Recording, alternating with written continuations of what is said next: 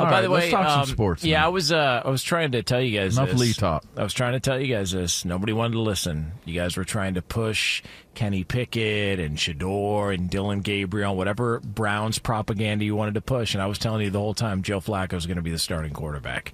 And guess what? He's now been named the starter for Week 1. And Not he's even going to the be biggest story. And he's going to be playing in the preseason, this final preseason game. Did he say? Did he mention who the backup is? No, I think everybody. See, I would want to know. Like you gave us the obvious. That's Captain Obvious. I want to know who the backup is. That's what I want to know. Who is the backup? And if it's not one Kenny Pickett, what happens with Kenny Pickett? And then who is the guy? That's the backup. Now, that's the bigger one. Who do you project out to be the backup, Q? Jonas? Who y'all projecting to be the backup? I think it's going to be one of the rookies. And I think it's because I think someone's going to deal for Kenny Pickett.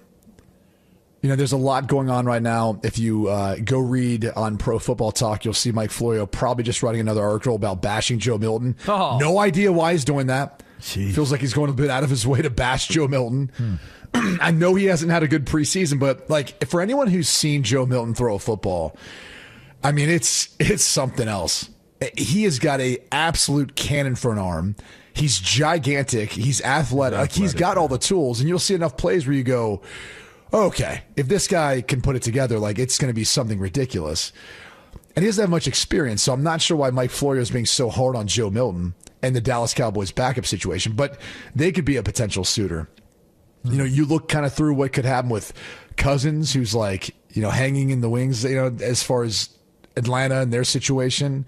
There's a number of places that there A could be an injury, but B, if they're looking at their quarterback situation, say we feel like we need a guy to come here. I mean, in Minnesota, from the up and down reports of J.J. McCarthy, that might be another team where you say, all right, we want to bring someone in behind that we feel like could maybe come in and play if McCarthy can't get it done. So I kind of feel like one of those guys is going to get moved. And if you're looking at those teams out there, they probably want a guy who's got some experience, who's more of a veteran, not a rookie. So I think it's going to be one of the rookies as the backup. I think both, and I've said this the entire time, Make a call. both Shedeur, Dylan Gabriel. You riding the fence. You riding the fence. I'm not riding the fence. But you butt scooching on that fence, bruh. I'll go Dylan. Okay, I think Dylan Gabriel will probably be the backup. There we go. Wins. And I think Shedeur will make the roster. Yeah. You've been trying to cut him this entire time. I don't know why, LaVar. Just admit it. Well, You've been trying to cut him the entire time. Kenny Pickett sold him. Kenny Pickett sold him. Kenny Pickett sold him. He sold them out, all the way out.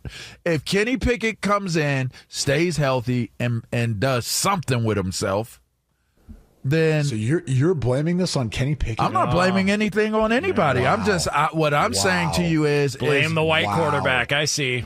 I got Wow. you. It's a numbers game, if you ask me. Okay. It's a numbers game. That's got to be racist. It's a numbers game, and I'm just telling you, why would you take all right, you're going to put one of them on the practice squad.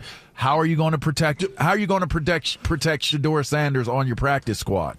You pay him what you would be a regular salary. Somebody can take him off the practice squad.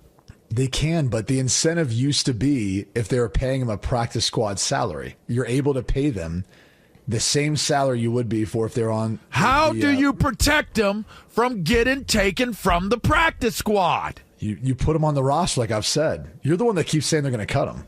I'm saying if you're going to put them on the practice team, which that's what you're insinuating, because you No, can't. I'm not. You're saying carry all four quarterbacks. It's ridiculous. I think Kenny Pickett's going to get. That's hold on, right. they'll, But I'm just saying, I'll put it this way. original deal. They'll either carry 4, or they're going to trade Pickett. That is blasphemous. To carry 4 quarterbacks, and you're already paying 1. You got 5 quarterbacks that you're paying. Technically 6. Tyler Huntley's still there too. Yeah, but he'll get released. That's how he's going to get. They're going to cut him. They're going to cut him. Now the question is, what are you doing if and I'm just saying this is based off of the original. I'm not trying to cut Shedeur Sanders. I'm saying it's a numbers game. Why are you trying to cut Shedeur Sanders with this numbers game? The numbers game says that whoever is the 4th man is the odd man out. It used to be the 3rd guy was the odd man out. You didn't carry 3 quarterbacks. You carried 2. And if you brought a guy in, you brought a guy in, and you had a guy on the practice squad. But you carried 2 quarterbacks. 4? 4. That's unheard of. Why are you trying to cut him? I'm not. But what would the fallout be if one of them got cut? All right, so call your shot. Who's the backup? Week 1. Who's the backup? Yeah. It has to be Dylan Gabriel. Sticks picks. Yeah. And not for anything else other than he was drafted higher. That's what I'm saying. Like, it's not because he's better than Shedeur, because he's not. He's not. In fact, if you're asking me who should start, Shedeur Sanders should be starting. Just go ahead and start Shedeur Sanders. Why? Because you're on a road to nowhere with Joe Flacco starting.